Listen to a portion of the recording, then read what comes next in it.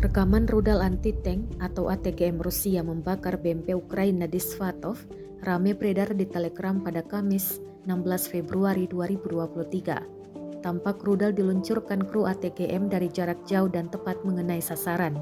Serangan malam hari ini menghancurkan satu BMP andalan Ukraina. Dalam keterangan unggahan disebutkan prajurit dari kelompok Rusia menemukan kendaraan tempur infanteri Ukraina dan meluncurkan rudal anti-tank yang fatal ke dalamnya. Rekamannya pun menuai berbagai komentar dari warganet. Diketahui pula perang di antara pasukan militer Rusia dengan Ukraina hingga hari ini Jumat 17 Februari 2023 terhitung telah berlangsung 359 hari lamanya. Konflik yang terjadi di antara negara bertetangga itu sampai saat ini masih berlanjut dan belum tampak akan segera berakhir.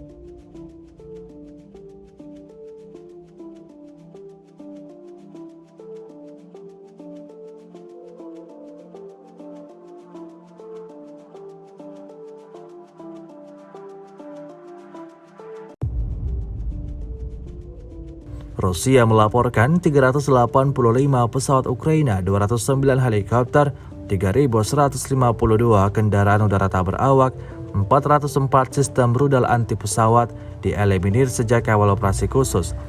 Sementara itu dari kubu Kiev, Kementerian Pertahanan Ukraina melaporkan 690 tentara Rusia dieliminir dalam sehari terakhir. Total 140.460 prajurit Rusia meninggal sejak awal konflik hingga hari ke-359.